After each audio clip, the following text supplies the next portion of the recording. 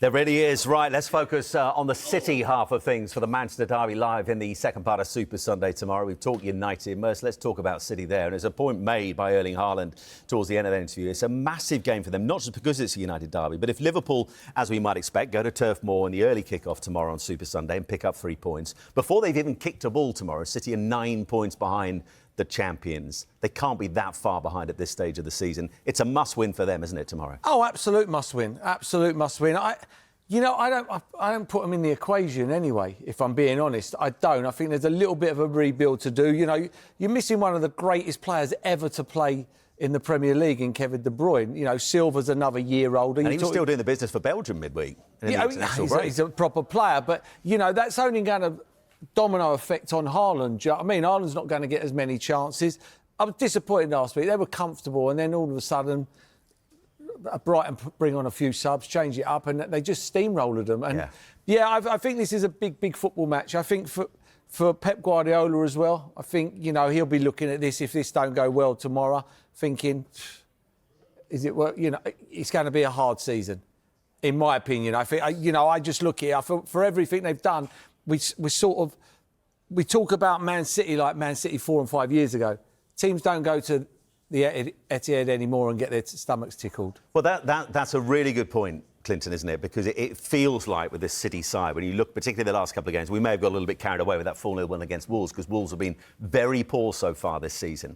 But that aura that they had when they were winning everything, they were winning the Premier League time after time after time. Some teams were beaten before they'd even exited the tunnel.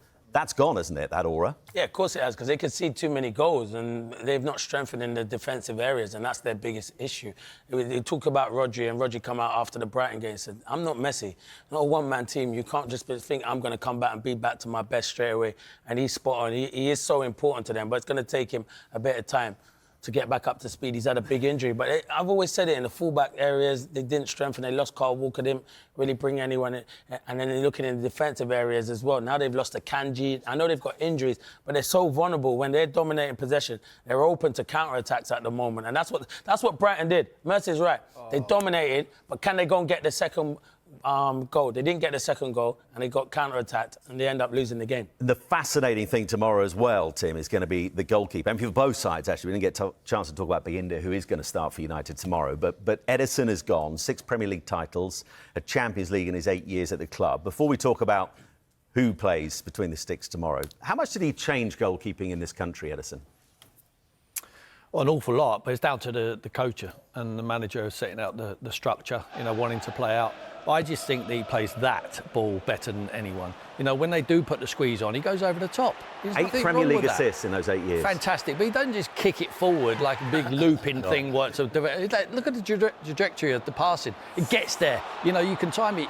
You can assess where it's going to bounce as a striker. Amazing. He just pings it. I mean, he's one of the best passers in the league, wasn't he? I mean, without doubt, long passer. Fantastic. Sometimes decision-making, like all goalkeepers, when they pass it short, it's decision-making. It's not a technique. But look at a bump there from the goal pick. I mean, we interviewed him there.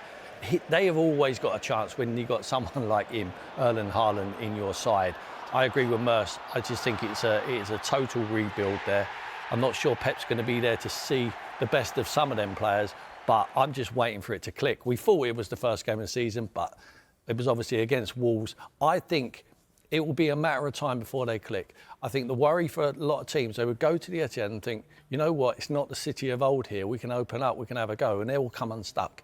And I think it might be tomorrow. So who ends up being number one this season then, Merce? Because James Trafford bought in from Burnley for £27 million, but now in comes Donnarumma. We know he is a sensational shot stopper, but he is in no way an Ederson in terms of what he can do with his feet. So long-term this season, who is going to be Guardiola's number one?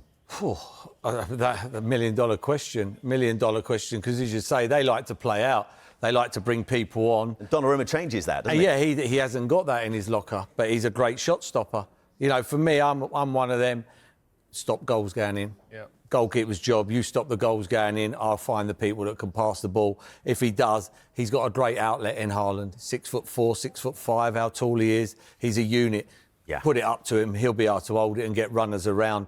I think teams are just suffocating Man City now. You know, we see it We see it time after time now. They're going after them. And I know what Tim's saying. They will go and beat someone 5 or 6 during the season. But I don't see it on a consistent basis. I've sat on here many and many a time and watched Man City, and teams are happy as Larry to come away losing 3 or 4. 3 or 4. That ain't it anymore. You know what, Si? How do you feel if you're Trafford, though? You've gone into the football club. You think you're going to be number one because you know Ederson's probably leaving. So you're probably thinking, I'm going, or I could have stayed at Burnley. I know you're going to a huge club in Man City, but you're playing week in, week out at Burnley, getting into the England squad. And now you've brought in Donnarumma. And first well, and we'll be foremost, hoping Donnarumma's feet cause a problem. It doesn't matter about feet, because first and foremost, as a goalkeeper, you're judged to save. I want my goalie to save. Everyone forgets PSG were fantastic last season, won the Champions League. He had a massive part to play in it, in the group stages and the knockout stages. He made big saves. So if he's coming into that football club, he's coming into Man City not to be a number 2, to be a number 1. He could have been a number 2 at PSG. He's coming in to be a number 1. So you kind of feel a bit it's going to be a bit hard for James Trafford, but I think Donnarumma's going to go. I mean, currently in 4 competitions, so he's surely going to get chances. Yeah, he'll get chances, but Donnarumma's going to want to be the number 1 and play in every game, because that's what goalkeepers want to do. You're not working hard as a goalie. You basically just have to stop it and play 5-yard passes, don't you? You're not running around like players used to.